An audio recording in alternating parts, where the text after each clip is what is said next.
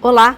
O governador do estado de São Paulo, Tarcísio de Freitas, sancionou no último dia 31 a Lei 17.618 de 2023, que institui a política estadual de fornecimento gratuito de medicamentos à base de canabidiol. A sanção ocorreu após a Assembleia Legislativa ter aprovado a proposta em dezembro do ano passado. Na Câmara de Campinas, tramita um projeto de lei de autoria da vereadora Paola Miguel, que cria uma política municipal de promoção e incentivo ao desenvolvimento de pesquisas sobre os usos farmacêuticos, medicinais e industriais da cannabis aqui na cidade de Campinas. E para falar sobre este tema, o Questão de Ordem conversa hoje com a autora da proposta, a vereadora Paola Miguel. Temos também a presença do presidente da Comissão de Política Social e Saúde da Câmara Municipal de Campinas, o vereador Paulo Haddad, e o neurocientista e professor da Unicamp, o doutor Lilimin. Sejam todos bem-vindos. Eu já vou começar então com a vereadora Paola. Vereadora, a gente tem aí esse projeto de 2022 que entrou na pauta da 4ª reunião ordinária no dia 13 de fevereiro e teve um pedido de vistas. Fala para mim dessa tramitação e desse pedido de vistas e, claro, dos objetivos dessa matéria. Seja bem-vinda. Muitíssimo obrigada, Mirna. Quero aqui agradecer a presença do vereador Paulo Haddad, doutor Li. Sempre é muito importante a gente discutir sobre isso. Na verdade, tem 2 projetos, de minha autoria aqui dentro da casa que tratam sobre o uso medicinal, da cannabis. Um deles é para a inclusão de medicamentos na lista de medicamentos municipais, para que a gente também tenha isso da mesma linha do projeto do Caio França, que aconteceu na LESP, e o outro que foi justamente que foi pedido vistas, que é um incentivo à pesquisa, para a gente saber, principalmente quem já faz o uso, qual a quantidade de THC, qual a quantidade de CBD que está sendo produzida. A gente precisa lembrar que a produção ainda é muito artesanal, poucos laboratórios no Brasil produzem, são muito medicamentos importados ou até mesmo feitos aqui, mas pelos próprios usuários. E aí o que a gente consegue observar é que muitas pessoas acabam tendo com uma semente uma dosagem, um benefício com relação ao seu tratamento, e com outras não tão boas. Então, esse incentivo à pesquisa é para que a gente consiga saber qual que é a dosagem correta para esse paciente, como que ele pode melhorar a sua própria produção, quando a gente fala dos usuários que estão ali produzindo em casa. As associações que tem aqui no Brasil, a gente precisa incentivar também que elas aconteçam. A produção nacional é muito baixa, mas o que a gente consegue perceber é que desde 2015, quando teve essa regulamentação pela Anvisa, teve um aumento de 9.000% no pedido de pessoas para conseguirem ter acesso a esse medicamento, que muitas vezes é a única via de tratamento. Então, esses 2 projetos vão nesse sentido, para que a gente consiga melhorar principalmente a vida do que estão necessitados. Agora a gente vai falar então com o presidente da Comissão de Política Social e Saúde da Câmara, o vereador Paulo Haddad, que é médico também.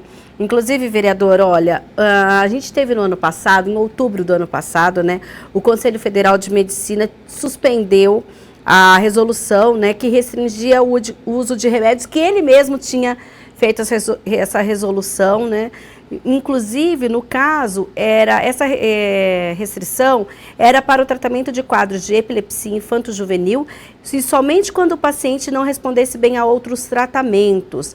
A norma havia sido editada, e como eu já falei, a gente teve aí uma grande comoção de pacientes, de associações, de muita gente que está envolvida nessa tentativa de avanço.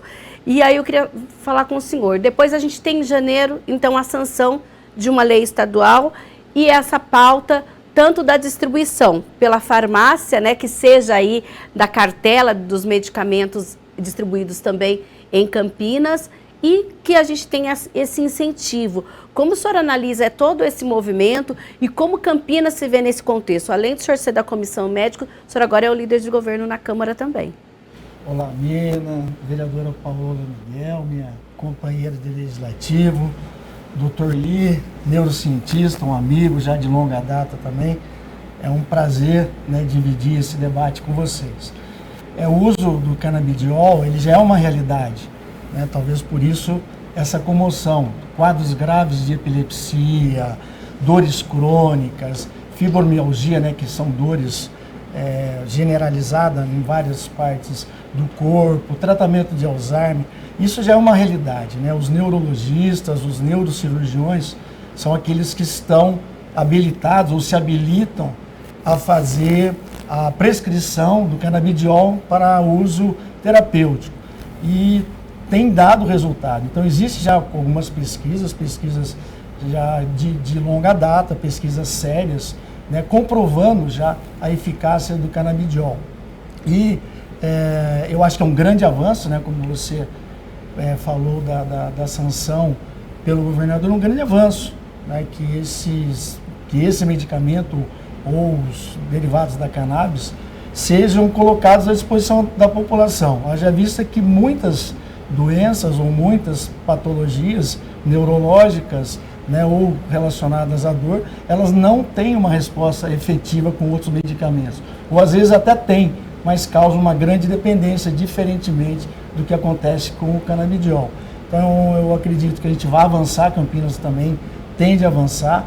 O nosso prefeito, né, agora falando como líder de governo, ele é médico, então o Dr. Dário Saad, né, prefeito de Campinas, eu tenho certeza que ele tem essa sensibilidade pelos anos que ele tem trabalhado e se dedicado à medicina dentro da área pública. Enfim, eu acho que a Campinas tende a progredir e o projeto da vereadora, só fazendo uma parte aqui, ele foi retirado de pauta para melhor instrução e eu tenho certeza que ele voltará e será uma ampla discussão com autoridades no assunto, com vereadores que são prós, outros que são contra, mas um debate de alto nível, um debate que pode trazer uma reflexão a essa casa e trazer também, fazer com que essa casa seja protagonista nas ações, seja de saúde, de meio ambiente, enfim, tudo aquilo que é pertinente à nossa população.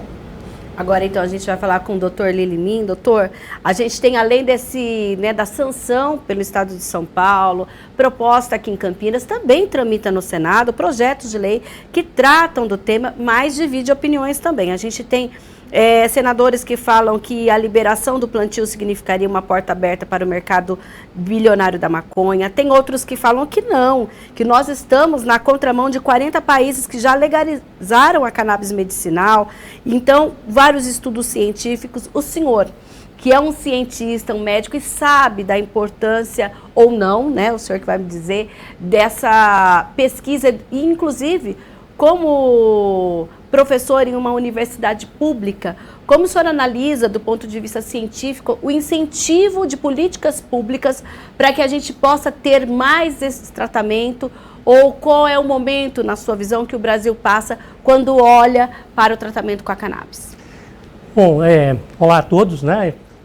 Realmente é um prazer estar aqui com a Mirna, com a vereadora Paola Miguel e também com um amigo já de longa data, o vereador Paulo Haddad, falando sobre esse tema que eu acho que é muito importante e num momento muito oportuno.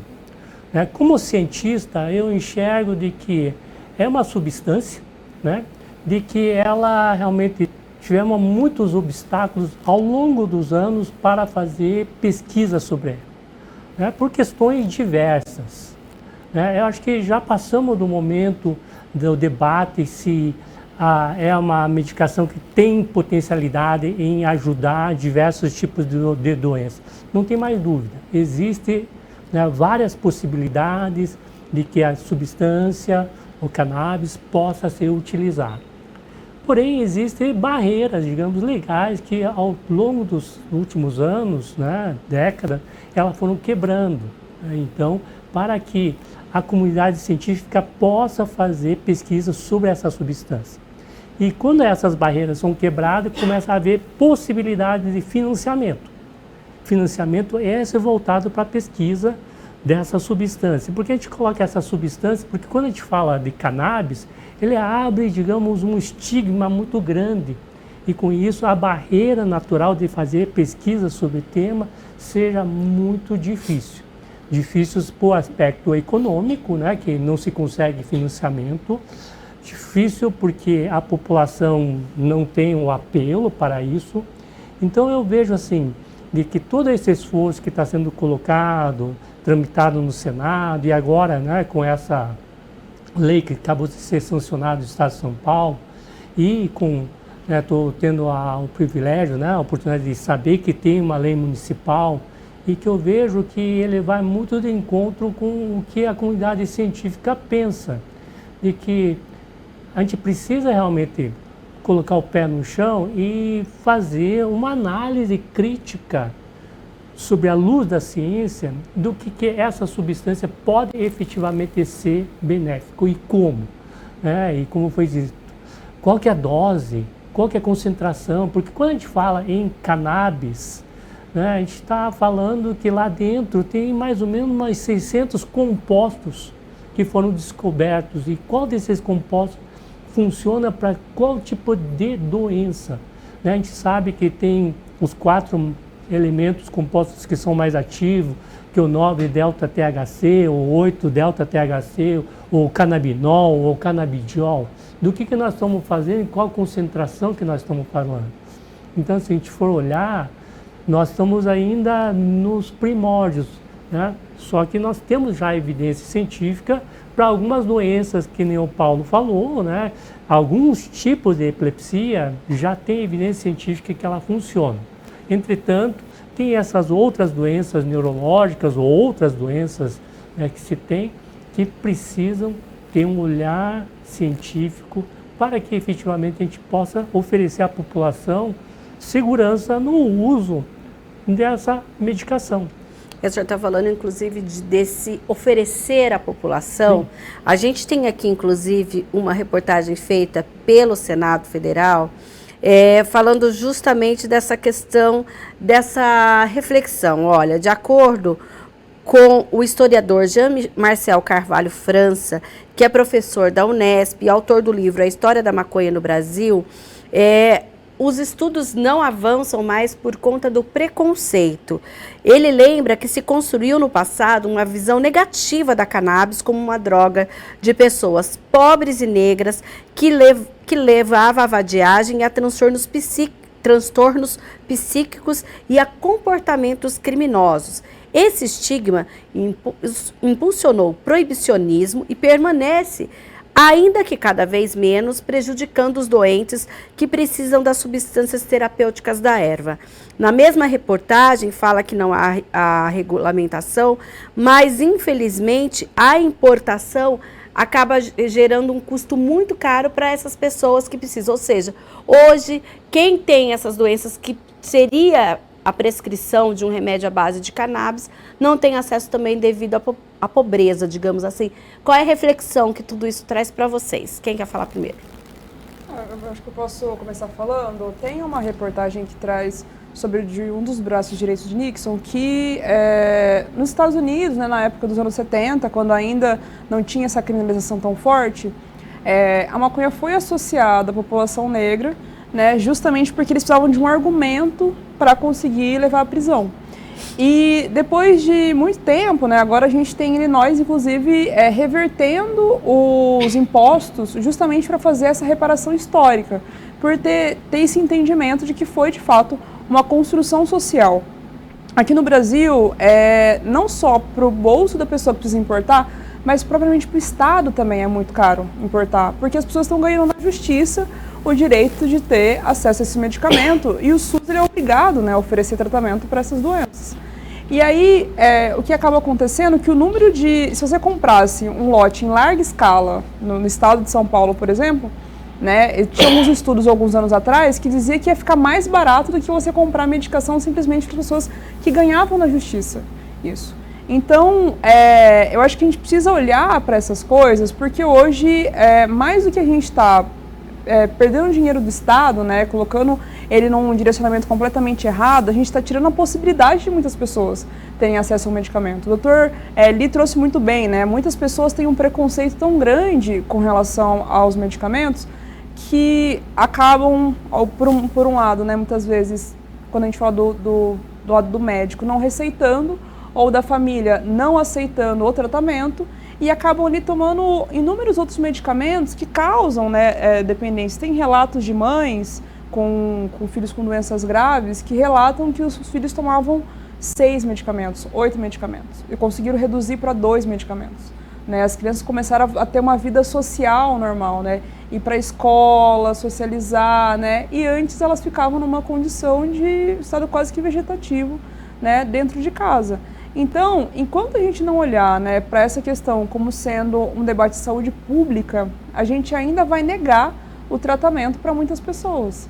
E a gente vai não só perder dinheiro, mas também deixar de ganhar dinheiro. O Brasil é um país muito rico quando a gente fala de solo, né? Consegue produzir praticamente tudo aqui. E por que a gente não pode virar um grande exportador dessa medicina que tem sido comprovadamente cada vez mais eficaz, né? E eu acho que a reportagem traz um dado muito importante, que é sobre como que a pesquisa impede muitas vezes que a gente descubra outras utilizações. Então tem alguns dados que trazem que o glaucoma, né, pode ser tratado com o canabidiol, mas qual tipo, né? Qual tipo de pessoa, né? Quimioterapia também, as pessoas estão fazendo utilização justamente por conta da alimentação.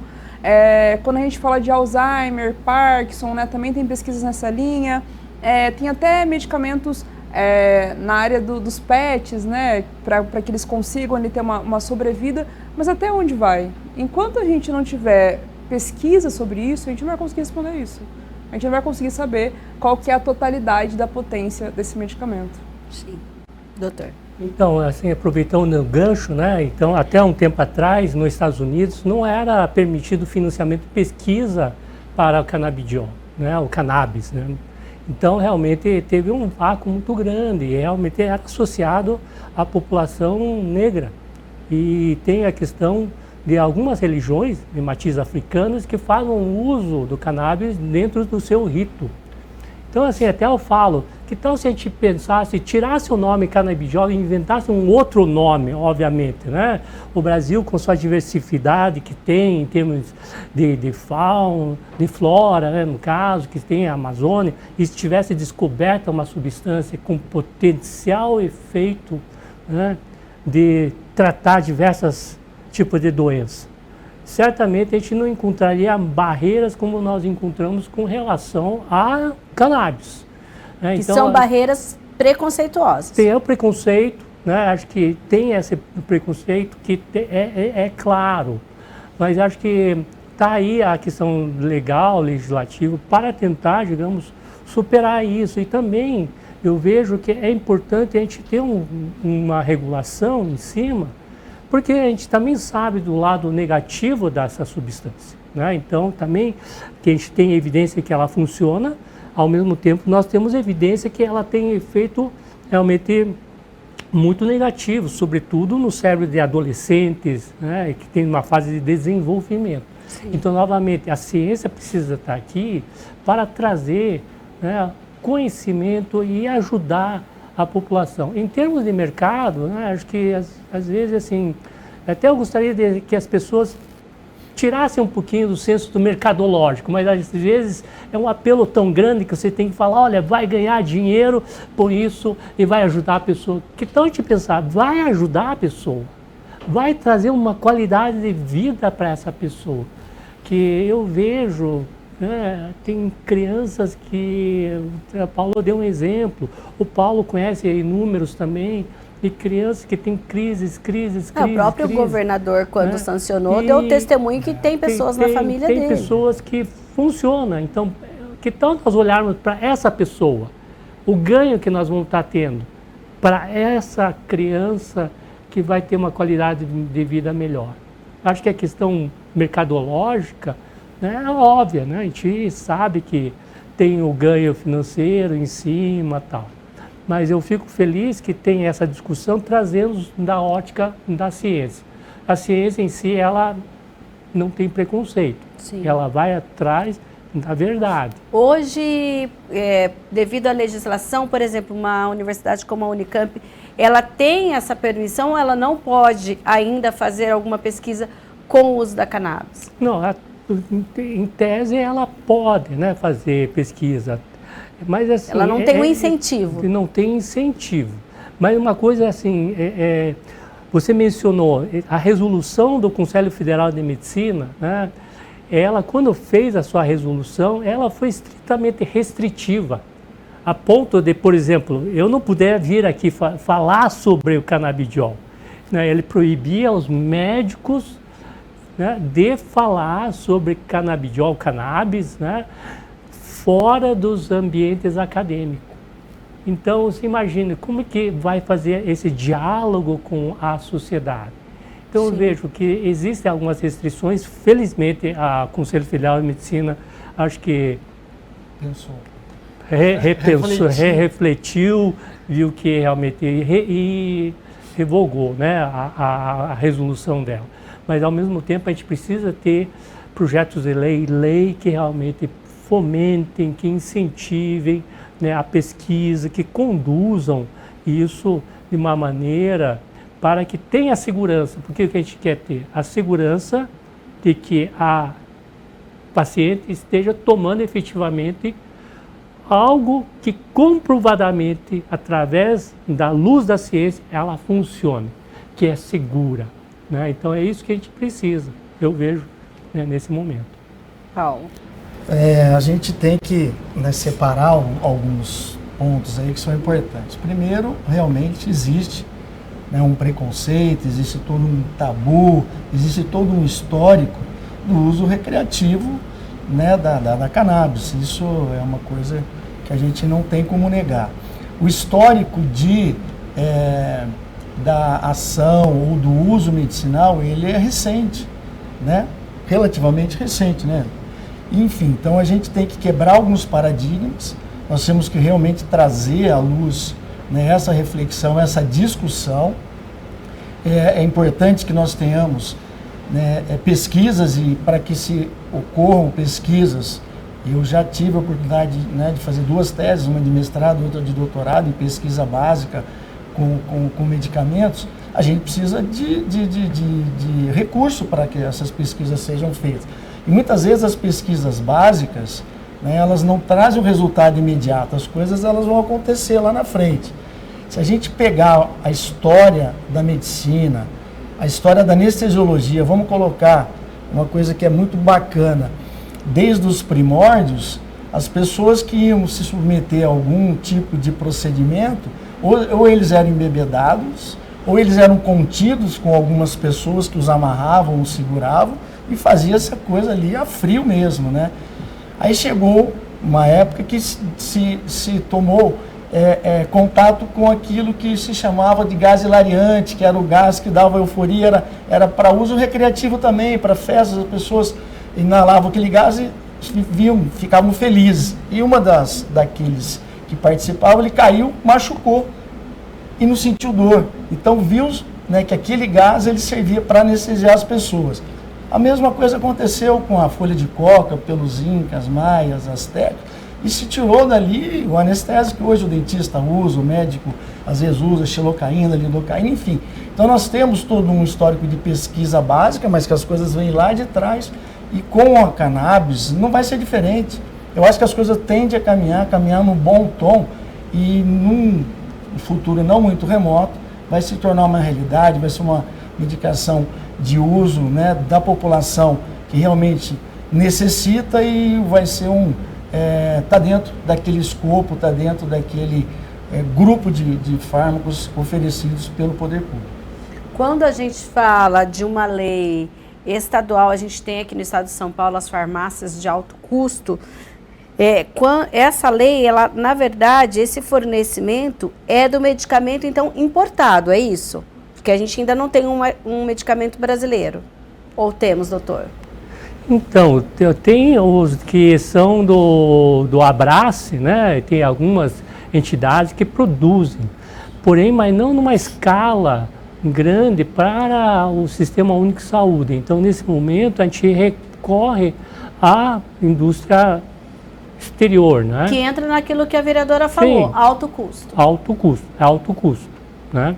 Então, teria que ver, eu não sei como que está essa questão acho que eles mesmos devem estar analisando isso, não sei se a Paola tem, né, como que eles vão fazer a questão da importação. E mesmo assim, são diversas fábricas, né, que se tem, e a questão da importação, obviamente, tem que passar pelo Anvisa, de ter um registro. Então, até isso tem que ter dados mínimos, né, de saber o que tem lá dentro, qual que é a concentração. Hoje a gente faz um uso muito, digamos, artesanal, né, obviamente, por alguns casos esporádicos que a gente acaba prescrevendo. Porém, agora que vem ter essa possibilidade de ter a medicação no SUS, acho que a própria comunidade médica vai ter que aprender, né, fazer o uso, a prescrição dessas substâncias, saber qual, né? E a gente falava do genérico, que já dava uma certa dor de cabeça. Imagine essas medicações do qual a gente não sabe qual que é a concentração dela, como que faz. Só para ter a exemplo, né, tem o óleo que a gente prescreve muitas vezes, vem numa pasta, um tubinho assim, e você pega, né, como se fosse pasta de dente, tira um pedacinho, que nem um grão, tamanho de um grão. Sim. Então aquilo é altamente impreciso, você não sabe quanto que você está tirando, você está tirando alguma coisa e usa aquilo lá. Então, acho que a possibilidade ampliou com a questão da lei, mas ao mesmo tempo é importante que tenha essa questão da ciência para fazer, digamos, o estudo de como que deve ser utilizado, para não cair assim, olha, usei e não funcionou. Mas qual que você usou? Como você usou? Com a indicação. Né? Com a indicação.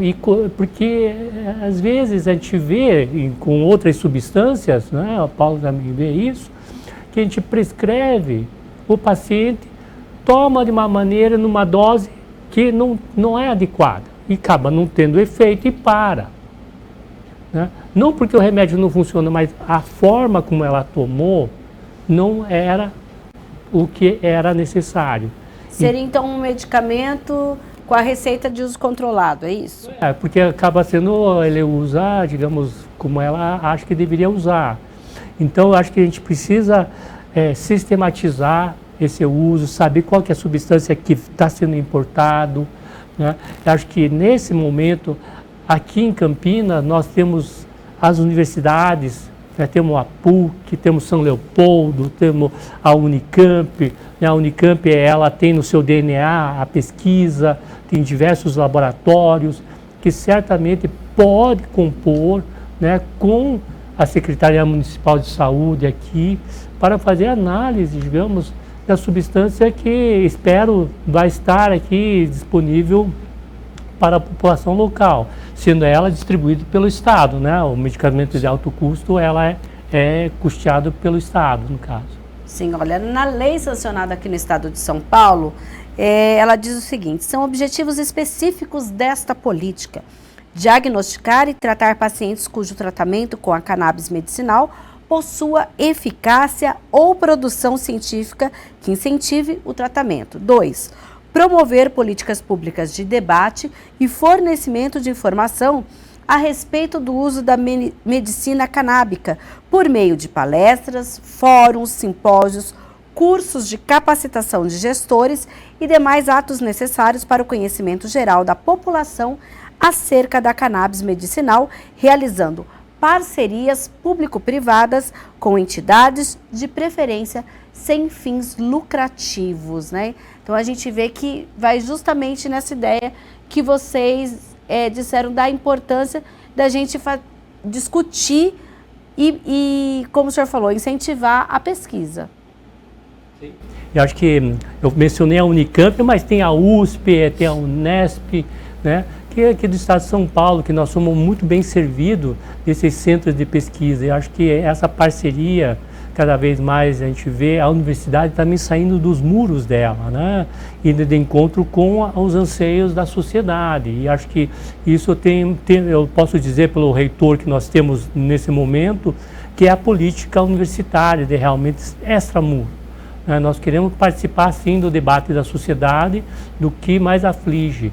Então, eu vejo isso também para a USP, para a Unesp, e que, novamente, né, nós podemos, aqui no Estado de São Paulo, avançar em muito, né, nessa discussão da cannabis medicinal. Vereadora, quando a gente pensa numa proposta em termos municipais, Que avanços, na sua visão, a gente já tem a lei estadual, lá no Senado ainda as propostas estão em discussão, mas que avanço Campinas teria em ter uma legislação própria a respeito? Bom, eu acho que a gente tem, como o doutor lhe trouxe, a gente tem diversos polos de pesquisa aqui no nosso município. Então, eu acho que a gente conseguiria, né, bem no sentido da lei, fomentar que os nossos profissionais de saúde conseguissem identificar, né, ali dentro das doenças que já são catalogadas, se esse seria um medicamento viável ou não. A gente tem inclusive o Boldrini, né, que é um hospital especializado, né, em tratamento de câncer, em doenças ali que atingem, né, as nossas crianças, e a gente sabe que os medicamentos, né, à base do canabidiol, muitas vezes são muito efetivos também na cidade. É claro que a gente precisa, né, que a Unicamp, que tem um departamento que já faz isso, mas que ele se aprofunde, tem um incentivo de pesquisa para trazer quais são as dosagens, né? Porque ainda esses óleos são muito produzidos em casa. Justamente para a gente não ter, né, essa abundância de medicamentos e variedade de dosagens no mercado, né? A Anvisa já tem regulamentado quais são os medicamentos que a gente pode comprar, importar, né? E quais as pessoas também podem fazer isso. E a gente também tem isso por conta do Estado, porque já faz essa importação, já que as pessoas estão ganhando, como eu disse inicialmente, né, na Justiça, o direito do Estado subsidiar esse tratamento. Então, a gente precisa saber, né, mas quem está produzindo em casa? Qual que é a dosagem? Qual que é a semente correta? Como que é o preparo correto? Né? Qual que é a forma com que isso vai ser feito? Como isso vai ser extraído? Né? Tem umas pesquisas, inclusive, sobre a utilização. O óleo é a melhor forma. Tem paciente que fala que depois de 15 anos utilizando óleo, não aguenta olhar na cara de azeite. Óleo na comida, jamais. Tem outras formas, como a própria inalação, né, que são efetivas no tratamento de algumas doenças, mas quais doenças? Então, se a gente tem uma legislação própria para isso, eu acho que a gente consegue fortalecer que os nossos profissionais de saúde comecem a buscar essa forma de tratamento, médicos, enfermeiros, cuidadores, porque a gente tem visto muito, né, que a geriatria é uma dos polos, né, que tem crescido muito por conta das doenças Parkinson, Alzheimer, mas várias outras doenças crônicas, né, próprias as dores crônicas, né, como artrite, artrose, acabam ali muitas vezes tirando a possibilidade de vida, né, por você não conseguir se movimentar. Então, aonde a gente poderia aplicar, né? Qual que é a melhor forma de aplicação? Isso que o doutor traz, né? A pasta que vem, você não sabe ali como manipular, se é que está utilizando da forma correta. É muito necessário que a gente tenha isso aqui em Campinas. Ainda mais porque a gente tem um presidente da Comissão de Saúde que é médico, né? Um prefeito que é médico, e acho que a gente consegue ser pioneiro nessas pesquisas, né? E utilizar a Unicamp da melhor forma possível para também, né, ser a gente já 15%, a gente já, em Campinas, a gente já produz 15% de toda a pesquisa nacional. E por que não pesquisar sobre isso também? Então, eu acho que é fundamental a gente avançar nesse debate e se tornar pioneira na utilização, até mesmo na redução de danos é utilizado, né? Então, a gente volta para o momento onde a gente era referência nacional quando a gente fala de saúde. Quando a gente fala, então, nessa referência, vereador Paulo, como que é possível, então, o senhor como líder de governo na Câmara, pensar aí nos seus 32 colegas para trabalhar com eles essa questão da importância ou não da gente ter uma política municipal a respeito do incentivo à pesquisa e até futuramente, como a vereadora falou, da distribuição de um medicamento regulamentado? Primeiro, eu quero deixar claro que não é fácil, né? São 32 cabeças que pensam diferentes. São 32 vereadores que representam correntes as mais diversas possíveis. Alguns, eles têm aí um apelo religioso, alguns têm um apelo religioso e que existe, né, fortes restrições ao uso, né, de determinados medicamentos, a determinadas ações, enfim. Mas cabe a nós, né, vereadores, a vereadora proponente, ao vereador líder de governo, ao vereador, né, aos próprios membros da Comissão de Saúde, né, trazermos à luz, né, da reflexão a importância do uso, né, de alguns medicamentos. Nós estamos falando aqui do canabidiol, ou dos derivados da cannabis, mas enfim, outros medicamentos podem eventualmente serem colocados e com algumas restrições, seja de cunho religioso, político, ideológico, enfim, ou até pessoal de alguns vereadores, que as coisas não caminham. Mas eu tenho certeza que a gente argumentando com propriedade, com responsabilidade, né, com coisas palpáveis e à luz da ciência, os vereadores não se furtarão a discutir esse tema, a aprovar algumas proposituras, né, alguns projetos que possam fazer com que Campinas saia na frente. Campinas sempre foi pioneira, protagonista em muitas ações, e não vai ser diferente, né, na área de saúde, ou quando da implementação de políticas públicas para a saúde, com a introdução de medicamentos novos. Eu acho que nós não teremos dificuldade. Claro, sempre teremos um ou outro, né? Até sobre essa restrição que às vezes possa ter, o senhor acredita que a sanção por parte do governador, que é um governador de um partido mais conservador, deixa aí uma mensagem que abre um caminho também para isso? Sem sombra de dúvidas, menina. Eu acho que o que a gente faz no município, muitas vezes, é tentar ter um protagonismo, mas muitas das leis, elas são votadas e aprovadas a nível federal, e você vem numa cascata, né? Isso atinge o Estado, e as assembleias legislativas elas acabam votando, e aí chegam para as câmaras municipais. Nada mais nós fazemos do que adequar uma legislação federal e estadual à legislação municipal. Agora, esse fomento à discussão, ele é importante, porque nós estamos no momento atual, né? A gente tem que estar, não podemos perder o tempo, não podemos perder o time, a gente tem que estar atualizado. E essas discussões, por mais que alguns vereadores não gostem, ou eles tenham dificuldade de discutir, ou de trazer a plenário para discutir, elas são importantes. Eu acho que se a gente fizer isso com responsabilidade, como sempre falo, e a coisa não for entrar no nível de pessoalidade, não é porque foi a Paola que propôs, ou o Paulo Haddad que propôs, mas se as coisas são pertinentes, vamos discutir. Nós discutimos tantas coisas que não são importantes, e eu fico extremamente chateado, triste, quando a gente perde tempo com algumas coisas que a gente traz para a discussão no plenário, e elas tomam um rumo diferente daquilo que a gente normalmente gostaria que tomasse.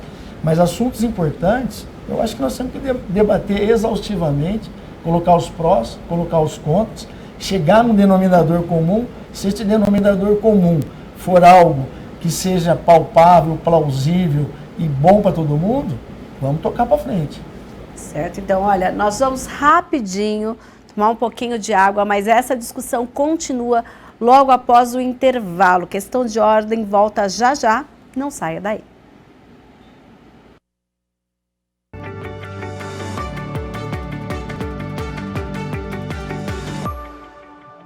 Tá bem.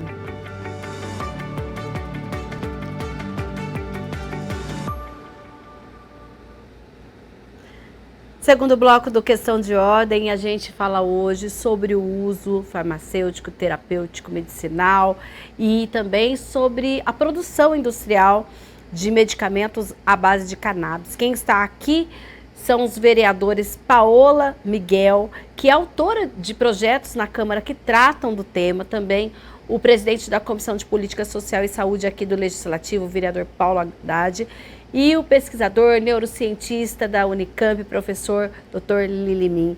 Doutor, a gente estava falando sobre a questão e como é um programa aqui legislativo, a gente sempre puxa essa questão científica para as questões de políticas públicas, né? Então, e a gente estava falando justamente dessa questão do acesso. Como a vereadora já tinha dito desde o começo, né, o quanto de pessoas que desde que foi aprovado pela Anvisa tem feito esse pedido, olha, mais de 40 mil solicitações já foram registradas. Existe uma média, uma base de que se esse medicamento, né, pudesse ser produzido aqui no nosso país, quantas, em média, isso no mínimo dobraria, doutor? Tranquilamente, porque é aquela questão que só na área de neuro, né, então a gente fala de epilepsia, não são todas as pessoas com epilepsia que vão fazer uso, são aquelas pessoas que têm um tipo de epilepsia, tipo Lennox-Gastaut, Sturge-Weber, né? Que são alguns tipos de epilepsia de difícil controle, que não respondem às medicações habituais, seriam, digamos, candidatos a usar essa substância. Mas aqui na conversa que nós estamos tendo, a gente já falou de inúmeros outros tipos de doenças, até não neurológicas, né? Câncer, por exemplo. Assim, até lembrando... Aqui tem, ó, fibromialgia, depressão, ansiedade, distúrbios do sono. Quer dizer, um leque muito grande. Muito grande. Então, tem aqui, em crianças com autismo, espectro autismo também, tem, né, evidências de que possa ser útil. Né? Então, para evitar as crises. As crises do quarto comportamental. Sim. Então, também é potencial. Mas, novamente, acho que a ciência precisa, efetivamente, vir a mostrar quais são os subgrupos dos pacientes dessas diferentes tipos de doença que se beneficiam. Qual que é a dose que é eficaz? Qual que é a dose segura, né, para que a pessoa possa fazer uso? Então, temos várias questões que estão em aberto. Hoje, qual país que está à frente nas pesquisas nesse sentido? Olha, acho que talvez o pessoal dos Estados Unidos mais recentemente, porque até então era proibido fazer, quer dizer, não tinha financiamento, né? Sim. Agora começou a abrir. Acho que outros países, talvez a Holanda, que já há algum tempo tem utilizado. Eu vi alguma coisa do pessoal de Portugal, mas mesmo assim, acho que nós, o Brasil, precisamos avançar também nesse campo de pesquisa e nós temos condições. Né? Nós temos condições de avançar nesse campo de pesquisa comparativamente com outros países, né? Nós temos todos os recursos possíveis. Agora, falta-nos ter acesso, digamos, à substância e o financiamento para a pesquisa. Porque daí entra naquilo que a vereadora falou. Muita gente, inicialmente, quem não é do estado de São Paulo, que não tem essa lei, entra na justiça e ganha o direito. Mas aí o estado tem que comprar, o SUS tem que comprar. No caso do estado de São Paulo, isso vai gradativamente, eu creio que ser estar no cardápio da farmácia de alto custo. Sim. Seria isso. Sim, o Estado continuaria custeando, né, tal. Porém, acho que a Paola falou, certamente você comprando num lote maior, o preço de negociação cairia substancialmente, né, porque agora é assim, um por um, né, você entra com mandato judicial, faça-se a lei cumprir, você compra e o Estado paga, né, reembolsa pelo custo. Que até então era 1.000 e poucos reais, acho que por mês, alguma coisa, por aí, há algum tempo. Né? Não estou bem atualizado quanto ao custo, né? Mas não era barato. Lembrando que a nova lei, ela fala exclusivamente do canabidiol, que é o CBD, e o tetrahidrocannabinol, THC. Mas o senhor disse que são inúmeras outras substâncias. Tem o canabinol, né, que ele tem um efeito mais antiemético para não vomitar, né, tal. E tem algumas outras que é usado para glaucoma, né, porque o THC ele tem um efeito mais psicotrópico, né, tal. O THC delta 8 não tanto. Né, o canabinol realmente tem menos efeito psicotrópico, né, tem mais efeito, digamos, antiemético.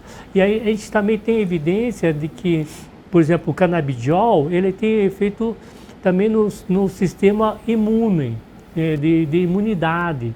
Então tem algumas doenças autoimunes que a gente vê que potencialmente ela poderia estar tendo efeito, porque ele atua em umas vias metabólicas, via de ativação que a gente chama, né? E que possa ser útil nesse caso. Então, quer dizer, tem várias questões que não temos resposta, mas isso abre possibilidade da ciência vir e trazer, digamos, novas avenidas até de uso dessas substâncias.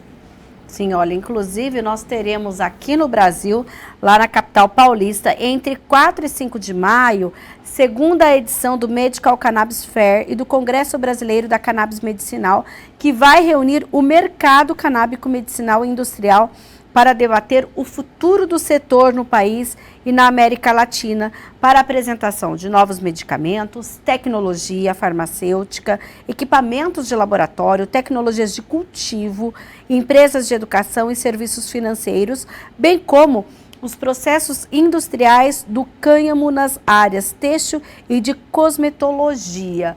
Ou seja, a gente vai ter esse segundo encontro aí que está previsto aí 1.500 congressistas.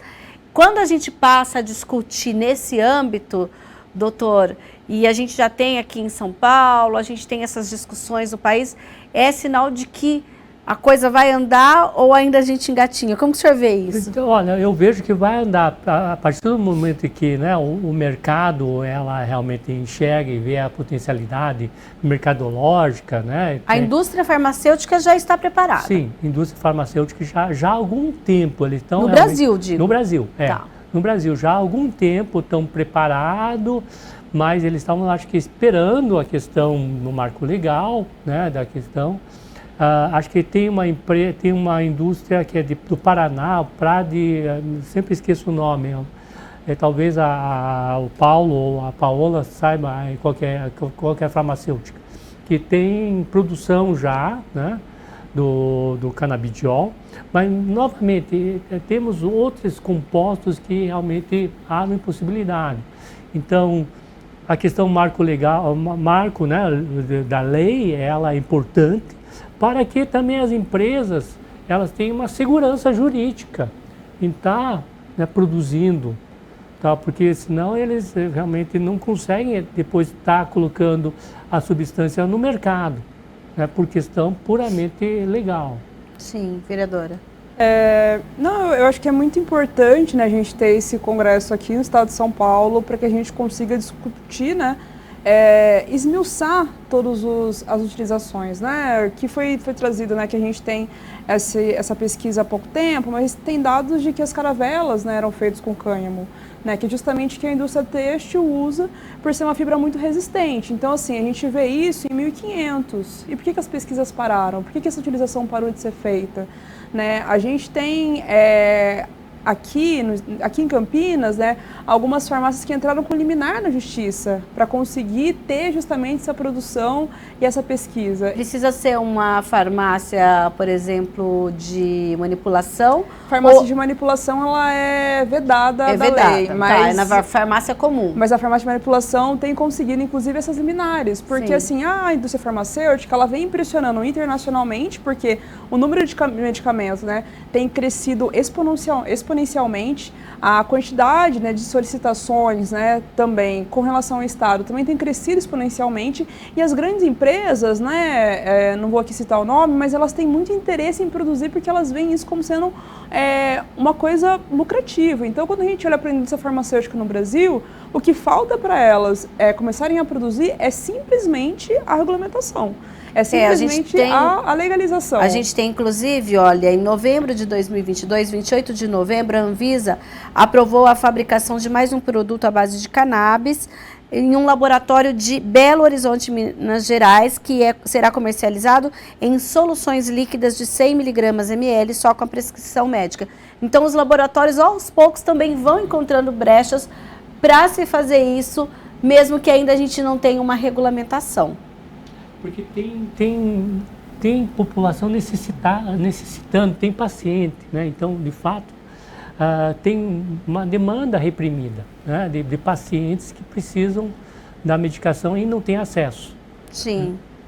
Olha, a gente tem aqui, acho que é esse que o senhor falou, ó, Prate Donaduzzi, é esse o laboratório? Prate Donaduzzi, esse aí. Né? Então, e a gente, quando começa a pesquisar, inclusive na internet, eu coloquei que, olha, até sites de empresas que ajudam a pessoa a preparar a documentação para entrar na justiça. Então, a gente tem todo até um mercado que está de olho nisso. Olha, você não sabe como entrar na justiça, nós te ajudamos, né? Mas foi o que eu disse no início da minha fala. Hoje você tem alguns profissionais médicos, entre eles neurocirurgiões ou neurologistas, que eles estão credenciados a prescrever o canabidiol. E o uso dessa substância, muitas vezes ela é conseguido à base de liminar. Então, judicialmente, o paciente que vai fazer uso, ele entra na justiça, ou a família entra na justiça para que ele possa se utilizar. Mas aí é se utilizado o medicamento ou tem casos que também quer plantar a cannabis para fazer o uso medicinal em casa? Tem os dois casos? O que eu sei é para fazer o uso já do medicamento prescrito por um médico. Tem os dois casos. Isso Existem os dois casos. Tem o caso de Campinas, inclusive, que apareceu no Fantástico no ano passado, se não me engano, que o paciente teve, né, autorização de plantar justamente por conta da dosagem que ele utilizava de forma comprovada, você não encontrava com tanta facilidade, assim, medicamentos, e a importação ficava muito cara, né? O doutor trouxe aqui, mas tem medicamentos na faixa de R$15 mil, né? Quando a gente traz todo o valor da importação. Tem rede de advogados que fazem isso, não só para as famílias, mas também para as farmacêuticas, tem rede de mães, né, que fazem a utilização. Então, essa rede, ela tem crescido muito, tem redes de pequenas empresas, né, que fazem fomento somente em empresas à base, né, de CBD, THC ou até mesmo do cânhamo, né. Tem estudos na área de suplementação alimentar para a população vegana, né, isso tudo é importado.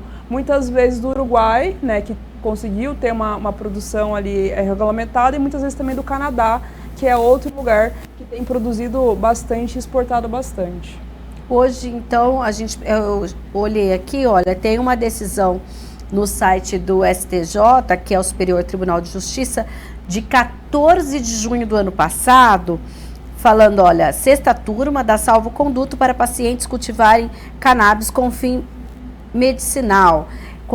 Concedeu salvo-conduto para garantir a 3 pessoas com finalidade de extrair o óleo medicinal para uso próprio. O colegiado concluiu que a produção artesanal do óleo para fins terapêuticos não representa risco de lesão à saúde pública ou a qualquer outro bem jurídico protegido pela legislação antidrogas. Aí eu vou entrar numa questão. A gente vai ter toda uma questão de se aprovada a legislação no nosso país.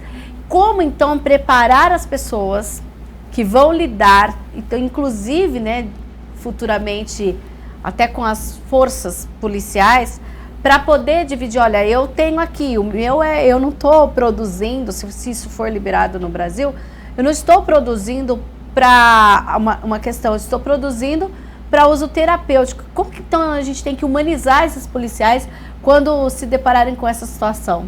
Na sua opinião, Paola? Bom, primeiro que você tem a decisão judicial, então... Ou seja, tem que estar sempre... Tem que estar munido sempre, né, dessa documentação para realmente comprovar. Muita gente acha que é igual a gente cultiva, sei lá, uma suculenta em casa, mas não é isso. Quando a gente está falando da utilização para fins medicinais, você não pode, por exemplo, utilizar agrotóxicos que vão contaminar aquele medicamento, né? Você tem que produzir, né? Se você está falando de medicamento de uso contínuo, você precisa produzir numa quantidade que você tenha essa continuidade, né? Então não é uma coisa tão simples de ser feito em casa, da maneira que as pessoas acreditam. Mas a melhor forma da gente responder, né, para isso, mas será que é para isso mesmo? Será que é para esse fim? É tendo decisão judicial em mãos a todos os momentos, e também que a gente tenha, né, uma sensibilização das nossas forças policiais, muitas vezes, para entender a diferença, né, dessas duas utilizações.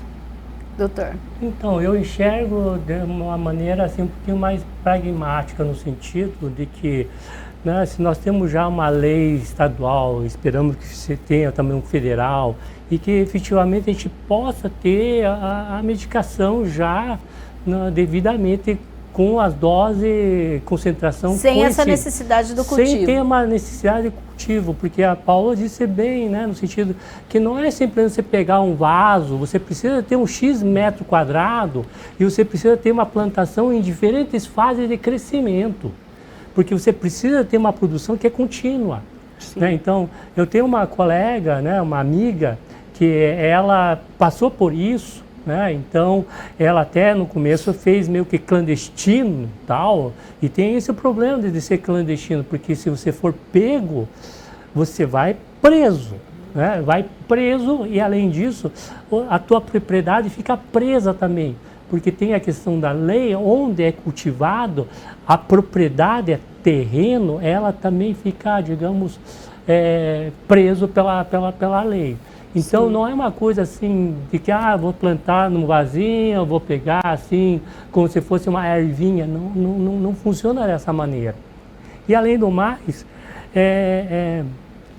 você não sabe qual que é a dosagem que efetivamente você está obtendo daquilo, né? E como que você não tem controle nenhum. Então, eu vejo que, uma vez você regulamentado, tendo acesso à medicação, acho que tira essa questão de cultivo em casa. Né? Eu vejo muitas pessoas falar, mas porque eu quero cultivar, que eu acho que realmente abre uma discussão sem fim.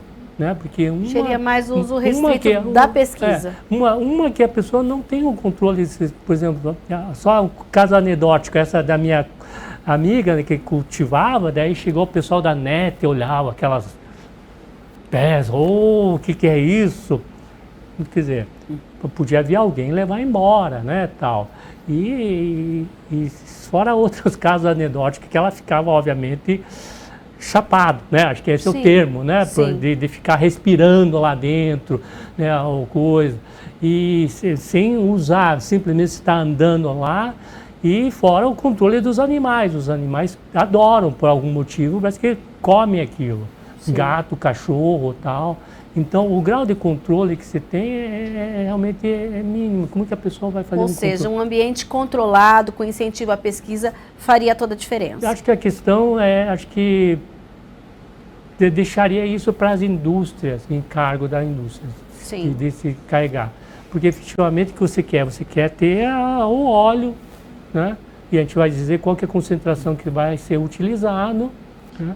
E certamente existem outras formas, né, de uso. Sim. Maneira inalatória, uma, né, óleo, outra, né? Então a gente está ainda por descobrir. Mas essa questão de uso, de produção própria, acho que ela deixa de ter a necessidade, uma vez que o Estado vai estar te fornecendo já a medicação. Sim, doutor, mas o que pesa, por exemplo, na hora da prescrição do medicamento? A gente falou desde o começo que, inclusive a vereadora deu exemplo de pessoas que usavam vários medicamentos, agora só usam 2, a questão do custo. O que o médico hoje, se hoje fosse possível, né? Possível já essa prescrição, ele abriria mão de outros medicamentos ou a cannabis seria a última opção? Como seria isso? Acho que nesse momento é a última opção. Chegou no fim da linha, não temos para onde ir, né? Que nem, não sei se vocês assistiram aquele filme, né, da família Fischer, que tinha a menina. Acho que aquilo realmente foi um divisor de água na questão da luta em prol da cannabis medicinal. Que ela falou, olha, se o doutor falasse para mim que fazer chá de abacaxi ia ajudar a minha filha, o chá de qualquer coisa, eu iria atrás, porque a gente tem casos aí realmente que são dramáticos, que realmente não respondem a mais nada, não tem mais nenhuma possibilidade. É uso compassivo, isso ou não tem nada. Então, sim, no caso do... E só as pesquisas poderiam dizer se, por exemplo, olha, o seu caso, eu vou descartar outros remédios e já vou te indicar a cannabis, exatamente, por exemplo. Né? A gente poderia estar bypassando, assim, tá cortando o caminho, mas nesse momento não temos essa informação. Mas nós sabemos de que esse grupo que chega no final do túnel, né, tal, e que não tem, que já esgotou todas as possibilidades de medicamentório, já não tem possibilidade de tratamento cirúrgico, já realmente esgotamos tudo que tem em termos de medicação, ciência, né, e que tem, né, casos de uso de canabidiol, por que não tentar? No caso da epilepsia, até a gente pode ir até mais rápido, porque já tem evidência que ela funciona para alguns subtipos. Ou seja, tem alguns que já poderia ser direto. Já poderia estar usando, né, com mais não ficaria esperando até o final lá atrás, né? Por exemplo, que nem síndrome de Dravet, eu não ia esperar esgotar todas as medicações para fazer o uso. Eu estaria já prescrevendo, sabendo que 50% iriam responder, né, a essa medicação. Sim, hoje já é possível fazer essa prescrição para alguns pacientes, no seu caso, doutor? Hoje já é possível, né? Mas acho que com essa possibilidade da lei, acho que vai facilitar. Muitas vezes realmente... Já chegou alguma situação que o senhor, inclusive, teve assim, a certeza de que seria importante, mas a família, pelo não acesso dessa família, o senhor voltou atrás e indicou um outro medicamento ou não? A gente vê isso. Né? De que não tem acesso, né? Não vai ter como importar o medicamento? Mas é que nem a Paulo falou, né? Porque isso a gente vê sobretudo na população pobre, que não tem acesso a ter um advogado, de montar um bom processo e que o juiz, né, faça, digamos, a liminar. Por isso a importância do que o Dr. Lee falou, e eu comungo na mesma opinião dele. Nós temos que ter a produção em escala industrial, grandes e bons laboratórios já consagrados, produzindo, né, esses princípios ativos, que possam disponibilizar em grande quantidade, para que a gente não faça, dado o uso do canabidiol, da cannabis, de forma artesanal, de forma como se fosse uma medicina natural, concedendo uma liminar para que a pessoa ela faça o cultivo na casa dela e eventualmente ela não sabe mesmo quanto tem do princípio ativo dentro daquele óleo que ela produziu, qual é a concentração. Muitas vezes nós nos deparamos com uma dragem ou com uma cápsula. Falando, divide o comprimido ao meio. Você não sabe se daquela metade tem metade do princípio ativo, né? Você está tomando metade ou mais ou menos.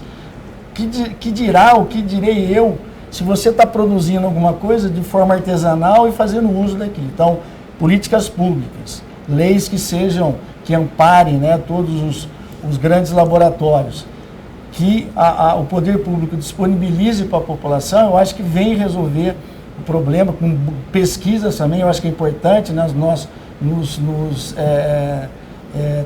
nos colocarmos e sermos os agentes que estão cobrando as grandes universidades e os grandes pesquisadores e as grandes empresas farmacêuticas para que elas façam pesquisas de ponta e tragam, como aconteceu hoje, no passado recente, com a vacina da Covid. Né? Nós tínhamos uma pesquisa básica com o SARS-CoV-1, isso foi utilizado para que se desenvolvesse a pesquisa por SARS-CoV-2, que é o que aconteceu. Então, em tempo recorde, nós tivemos a vacina, mas não que essa vacina não tenha sido produzida lá atrás, não tenha tido uma pesquisa lá atrás. Eu acho que não vai ser diferente, né, com o uso da cannabis ou dos seus princípios ativos. Vereadora, nós tivemos também, a gente tem um projeto de lei lá no Senado recentemente protocolado pelo senador Paulo Paim, falando justamente da Política Nacional de Fornecimento Gratuito de Medicamentos Formulados de Derivado Vegetal à base de canabidiol, fora os outros que já tramitavam. Então, ele prevê essa distribuição nas unidades de saúde pública e privadas conveniadas ao SUS. A senhora acredita que a gente está falando de uma discussão hoje aqui em âmbito municipal, mas a senhora acredita que cada vez mais os legisladores vão trabalhar nesse sentido para que a gente tenha uma política séria, regulamentada aqui no nosso país? É a tendência? Não, sem dúvida, até porque eu acho que esse é só o primeiro passo, né? O que a gente tem hoje, né, no Brasil é um dado concreto, assim, pela falta de política pública, muitas pessoas se expuseram, até mesmo quando a gente fala da justiça, né, o doutor Lee trouxe um caso aqui, e a gente precisa resolver esse problema, né? As pessoas não estão tendo acesso, de novo, ao medicamento, que muitas vezes é a única alternativa para o tratamento. Né? E cada vez mais, né, como isso foi ali, ainda que a conta-gotas, né, as pessoas foram tendo acesso, a gente teve a percepção real do como que isso modifica a vida das pessoas. Tem um documentário, né, de um filho em Goiânia, né, que mostra como o pai dele era agressivo no primeiro momento, né, que tinha, se não me engano, Alzheimer, e ali, conforme ele foi utilizando o medicamento, ele foi se tornando uma pessoa menos agressiva. E aí a alimentação dele mudou, aquele momento do banho, que era o momento mais traumático para ele e para a mãe dele, também mudou. E aí esse paciente começou a rir novamente, a sorrir novamente, a família inteira sorriu. Então, eu acho que é isso que a gente precisa olhar. A gente precisa ver como que as pessoas, cada vez mais, essa é a única alternativa para inúmeras doenças, para que você não tenha efeitos colaterais, né? Você não tenha aquele filho que dorme o dia inteiro porque está com uma dosagem a mais por conta daquele medicamento, você não tem um tratamento que não é eficaz porque não é o medicamento correto, você tem, ao invés de você ter uma vida plena, né, você tem uma meia-vida, porque é criminalizado muitas vezes. Tem muita gente que faz a utilização de medicamentos, né, a base, né, do canabidiol, mas ainda assim tem vergonha de falar sobre isso. Então, uma das dificuldades que a gente tem quando a gente vai pensar em debates públicos é justamente sobre isso. Tem muitas mães que têm medo de falarem isso publicamente, né, porque a argumentação que chega para elas, mas você está dando uma droga para o seu filho.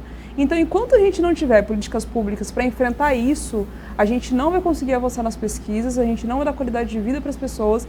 E também, né, a gente precisa pensar quais são os outros medicamentos que a gente simplesmente criminalizou, mas são utilizados até mesmo em estresse pós-traumáticos, né, em grandes depressões. E por que a gente ainda não fala sobre isso? Justamente por ter esse preconceito na nossa sociedade. Tá certo, então. Gente, infelizmente o nosso tempo acabou. A gente encerra a questão de ordem por aqui. Lembrando que vocês já estão convidados para uma próxima discussão, para um próximo debate. Muito obrigado pela presença de todos. Obrigado. Fica por aqui. Até um próximo programa. Continue aqui na programação da TV Câmara Campinas.